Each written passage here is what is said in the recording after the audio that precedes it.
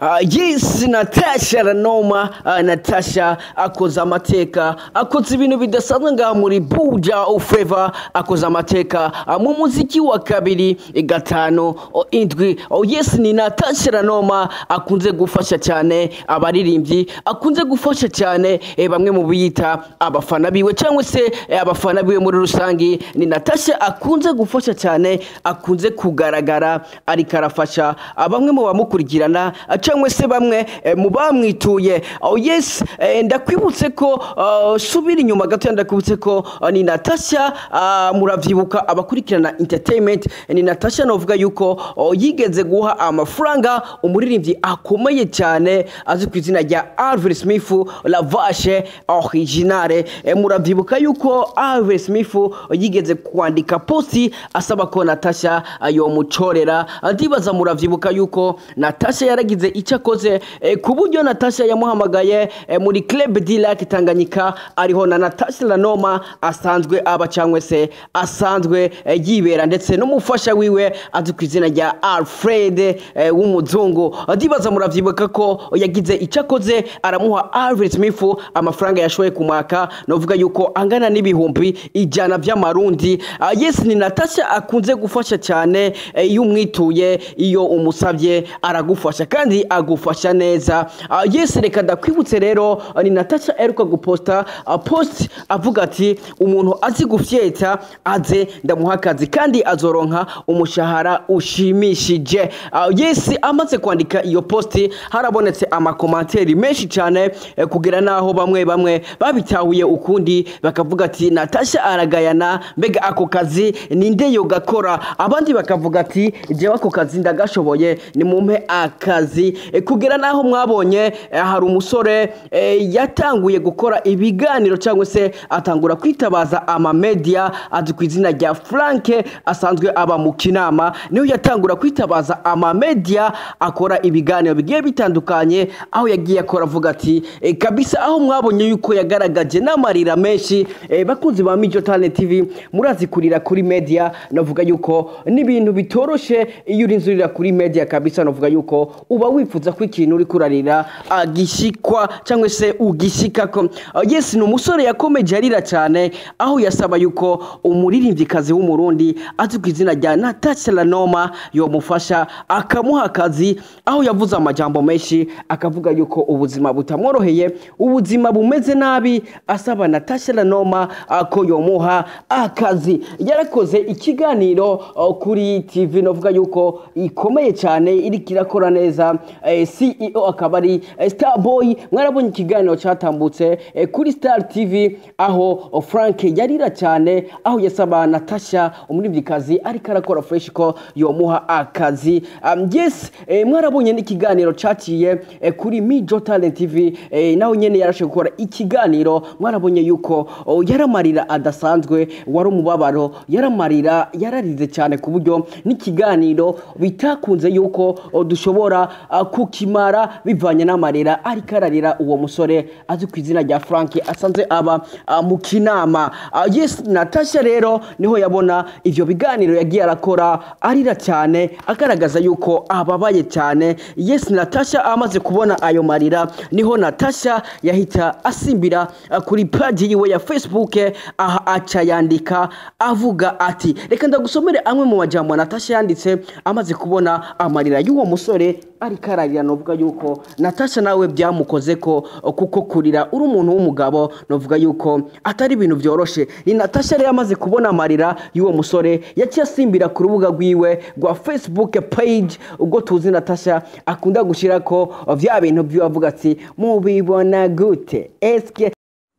Yes, ni NATACHA rero yaciye asimbira kuri page yiwe ya Facebook, aho yaciye yandika ati inshuti yanje ndagusabye uhagarike kugira ikindi kiganiro, amarira yawe namaze kuyumva kandi ngira nkore ibishoboka byose ndakuronderere akazi, naho ivyo kurondera akazi ari iby'umugabo wanje, ariko ngire ndabikore ku bwawe kugira ngo uronke akazi kazogutunga n'umuryango wawe. Rero kujya kujya kazi washaka kajya kazi washaka ntako uzopfa uronse kuko gafise nyeneko Alfred Frejo hama ya posti ijya posti nayishizeko kugira tube turatwenga twikuremo stress n'ubwenge urazi ko jewe ndi la patriote nkunda kubona abantu baryohewe ndagusabye uzoze ku munsi wa kane isaha 5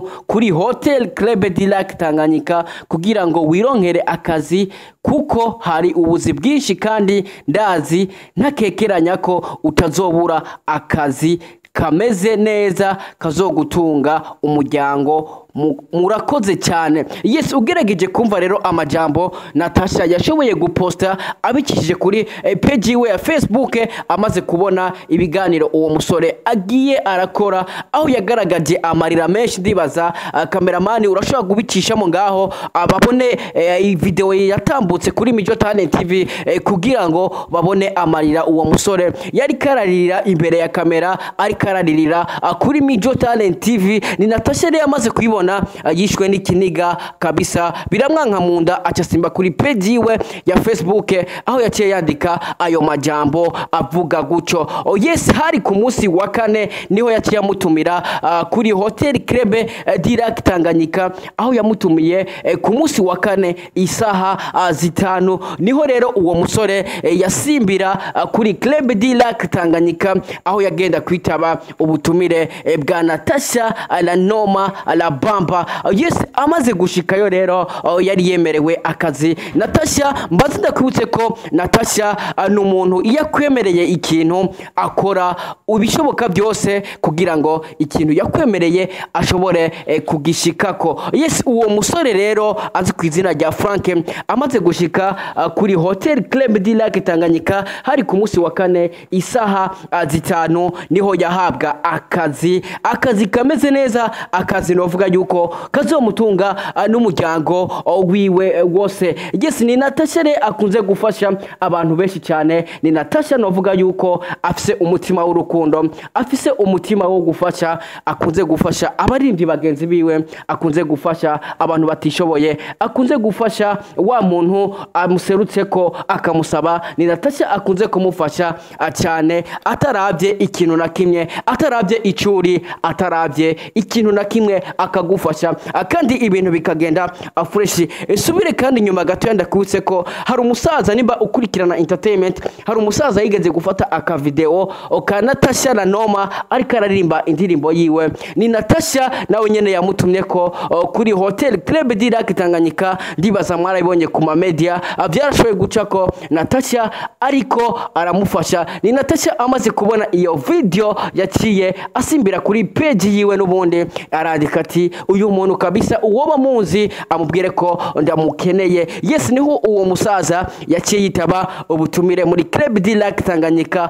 Natasha yarashoye kumufasha ndibaza mwarabibonye ku media, mwarabibonye byaraciye ko ama video menshi Natasha ari karafasha ndibaza mwamabibonye. Ni Natasha novuga yuko akunze no kuzana ubushimwe bukomakomeye ngaha mu gihugu cyacu cy'u Burundi ndibaza muravyibuka aheruka mu gihugu cy'u Bugande ko yazanye agashimwe, yazanye igikombe no mu mwaka uheze yaragiye azana igikombe. Ni Natasha novuga yuko iyo agiye no mwihiganwa akunda gutsinda kuko bavuga ati iyo ukoze neza iragukurikira. Novuga yuko ineza Natasha akunze gukorera abarindi bagenzi biwe cyangwa se abandi bantu. Novuga yuko iramukurikira nawe iyo agiye mwihiganwa. Novuga yuko akunda kuronka amahigwe yo gutsindira ivyo bikombe. Yes, ni Natasha rero nka Mijo Talent TV ndambwiye ati big up sana kabisa. Uwo mutima w'urukundo urawuhorana, uwo mutima wo gufasha urawuhorana kabisa. Umutima mwiza ni ikintu ciza. Nawe nimba ukunda Mijo Talent TV, uri umufana wa Mijo Talent TV,